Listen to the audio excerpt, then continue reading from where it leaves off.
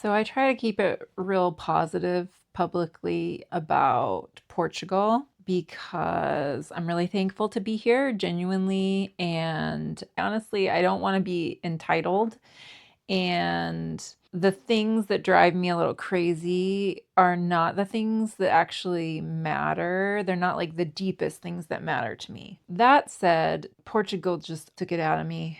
I mean, Portugal definitely won today. I think if you are somebody who is moving here to Portugal and you want to know what to expect, expect to be exhausted just by trying to navigate totally new situations and systems to try and figure this out in a language that's not your first language.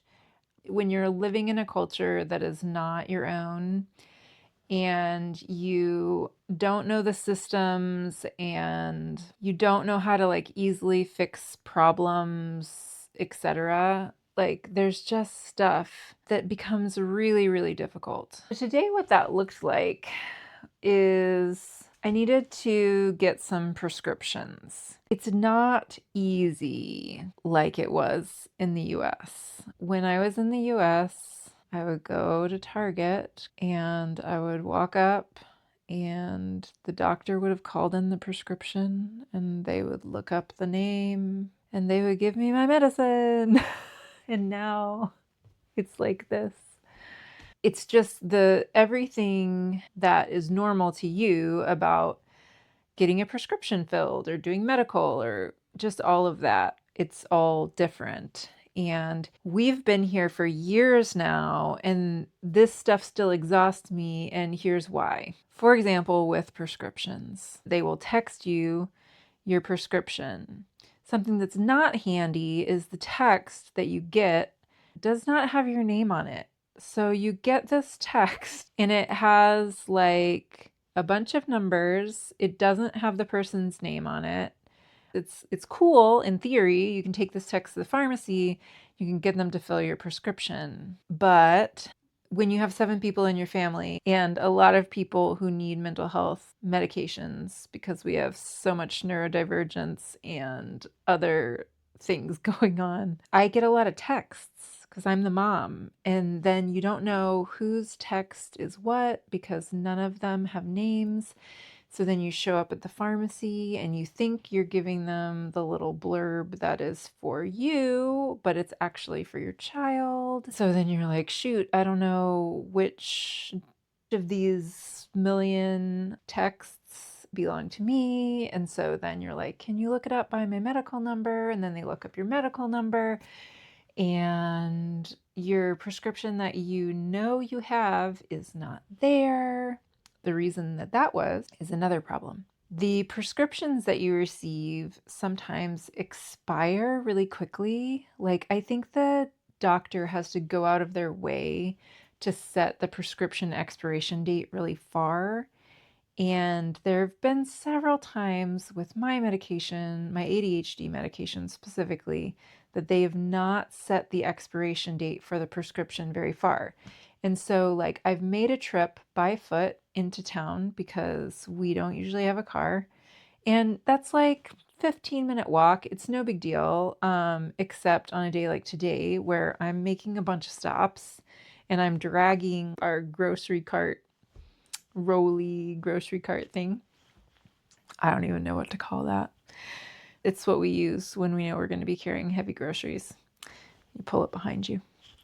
So I go and I'm like, they can't find my prescription. Sometimes they give you a paper, but it's a paper, everybody.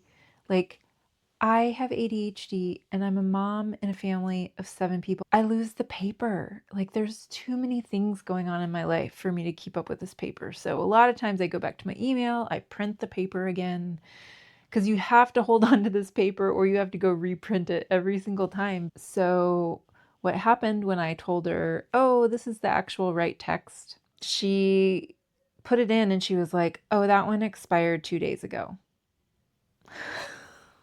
Of course, I'm out of my medication at this point because what I generally do here is I wait to fill my stuff because it's expensive. It's an expensive medication.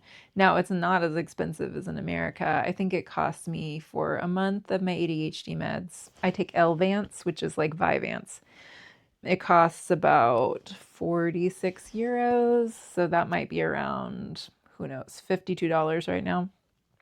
Anyway, y'all, I feel like the crazy lady already because I go to the pharmacy so often because we have so many things going on.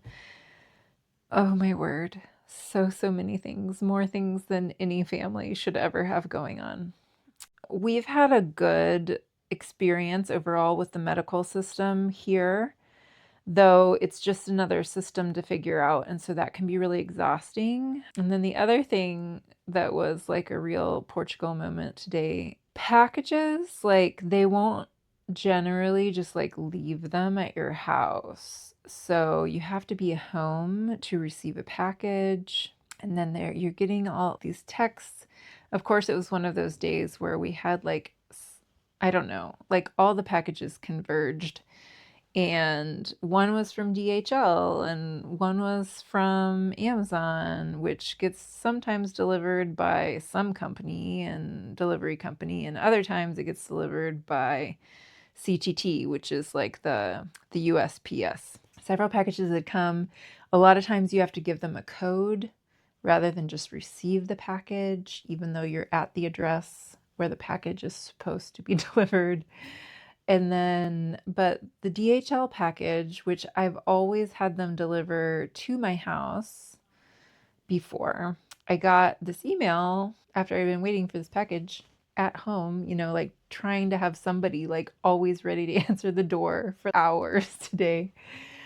And I'm out like grocery shopping, and I'd left somebody in charge of, you know, please answer the door when this package comes. And I see that I've gotten a text that my package is at a pickup center somewhere in my town. And I don't know why that was. Like, I don't think they tried to deliver it. And I don't know why. I'll never know why, because there's just so much of my life that I don't understand anymore. And I have no one to call to help me fix it. So anyway, I like look at the address, I copy and paste it into my map, and like what came up initially was this location is permanently closed. And I was like, are you kidding me?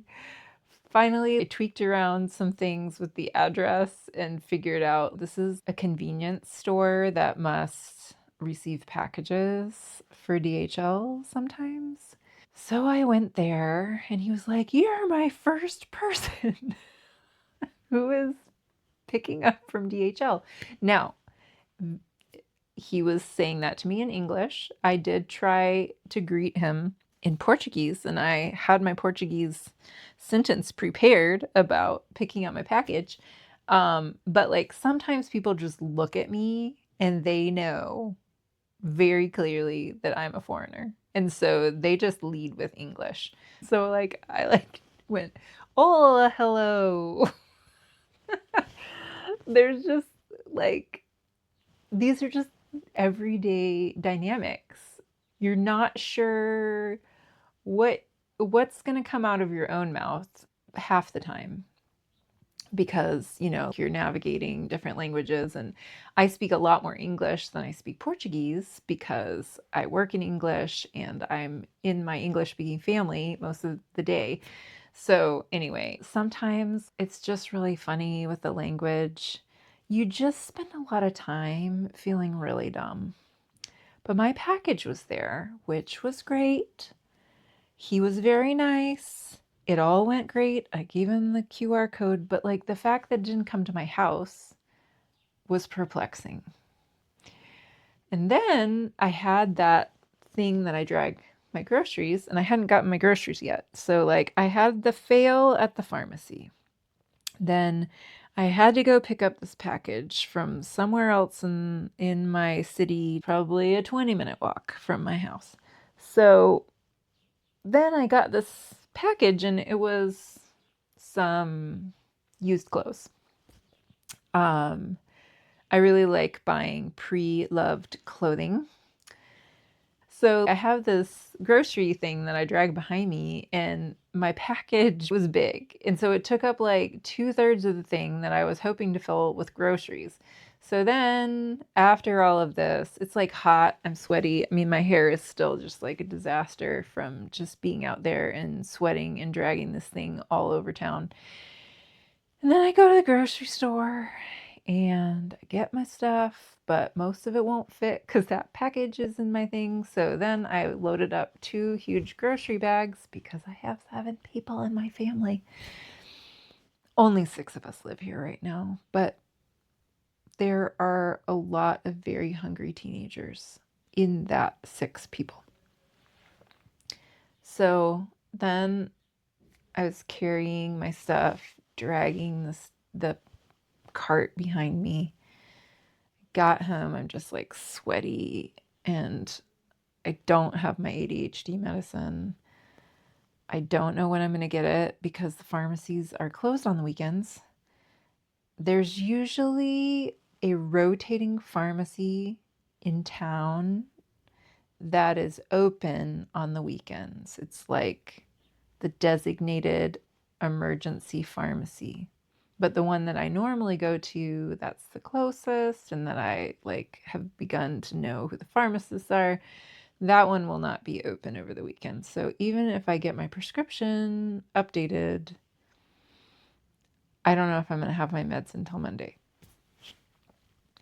So this is just real life here. There's just a lot of things that take a lot more time and a lot more visits.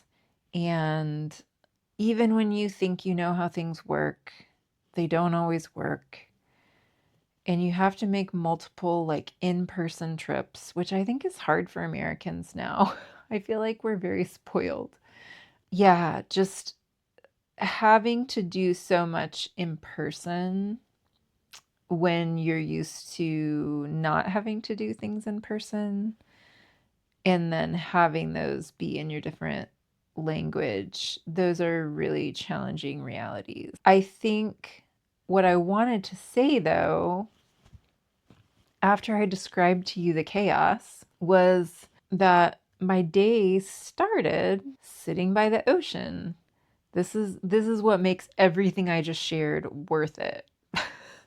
My day started meeting some of our friends. We sat at a picnic table at our local coffee bar slash ocean bar, beach bar. And we just sat there. We watched the waves. We drank coffee. We had a great time. And that was Friday morning from 10 a.m. to 12 p.m. because since we've lived here and because we generally work on American hours, we don't really start our work day until like 12 noon or 1 o'clock. The freedom and the joy and the not rushing generally that I feel here has been so life-giving. And then I'm looking outside and I live in a beautiful place. I live in such a beautiful place. I live at the ocean. And so the things that make all the headaches that I described to you worth it are I live at the ocean. I have affordable medical care. I mean, my medicine is expensive, but it's expensive anywhere. I am not worried about violence. I'm not worried about violence at school for my children. I'm not worried about violence in public places. I'm not worried here.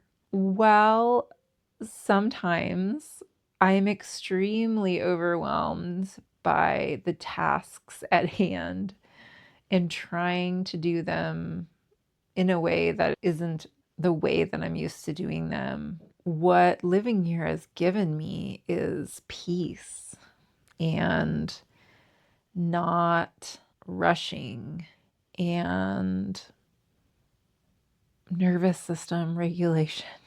So I hope this helps give you a realistic view of what life feels like here as an American.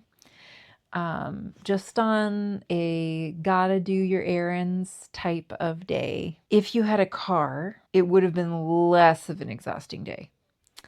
So I will say that. The reason that we don't keep a car is because we sort of like generally to need to walk to things just for longevity and for health reasons because we don't have to have a car. It's one less thing to own and to maintain and to pay for. And we rent one when we need it. But if you are on your way to living here or you're considering whether you might want to have a life in Portugal, I think I'm probably going to be talking more about just the daily realities. So I encourage you to subscribe. I also talk a lot about the heart behind why we moved abroad, and that has a lot to do with my desire to follow a long-term dream that I had to move abroad. So, I'm Andie.